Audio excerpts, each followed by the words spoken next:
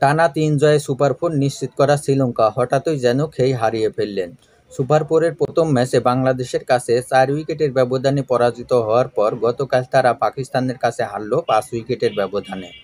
মঙ্গলবার দুবাই আন্তর্জাতিক ক্রিকেট স্টেডিয়ামে শ্রীলঙ্কাকে ১২ বল হাতে রেখেই ৫ উইকেটের ব্যবধানে হারালো সালমান আলী আগার দল। প্রথমে ব্যাট করতে নেমে ৮ উইকেট হারিয়ে মাত্র ১৩৩ রান করে শ্রীলঙ্কা। জবাবে ১৮ ওভারেই ৫ উইকেট হারিয়ে জয় নিশ্চিত করে পাকিস্তান।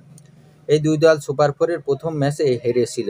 শ্রীলঙ্কা হেরেছিল বাংলাদেশের কাছে আর পাকিস্তানকে হারিয়েছিল ভারত।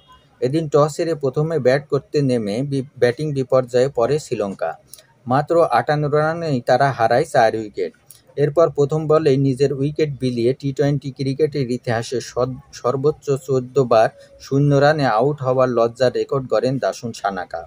ব্যাটিং বিপর্যয়ের রাতে শেষ পর্যন্ত শ্রীলঙ্কা ৮ উইকেট হারিয়ে সংগ্রহ করে মাত্র ১৩৩ রান।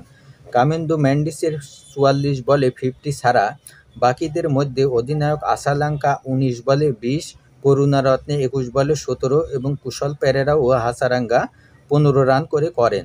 পাকিস্তানের হয়ে বল হাতে ৩ উইকেট শিকার করেন পেসার শাহিন শাহ আফ্রিদি। এছাড়া জোড়া উইকেট পেয়েছেন হ্যারিস রৌফ ও হুসাইন তালাত। আর ৪ ওভারে ১৬টি ডট বল দিয়ে মাত্র ৮ রান খরচার ১ উইকেট নিয়েছেন আবরার আহমেদ। ১৪৪ রানের লক্ষ্যে ব্যাট করতে নেমে দারুণ শুরু পায় দুই পাক ওপেনার সাহিবজাদা ফারহান ও ফকর জামান।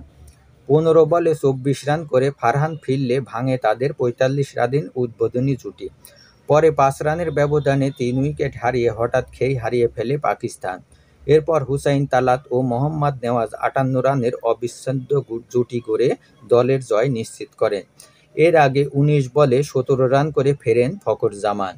সিয়াম আবি ২ আর সালমান আগা ফেরেন ৫ রান করে। শ্রীলঙ্কার হয়ে থিকসানা ও হাসারাঙ্গা ২টি করে উইকেট নেন এবং দুষ্মন্ত সামিরা নেন ১ উইকেট। সুপার ফোরে শ্রীলঙ্কা আগামী ম্যাচ খেলবে ভারতের বিপক্ষে, আর পাকিস্তানের ম্যাচ বাকি রয়েছে বাংলাদেশের বিরুদ্ধে।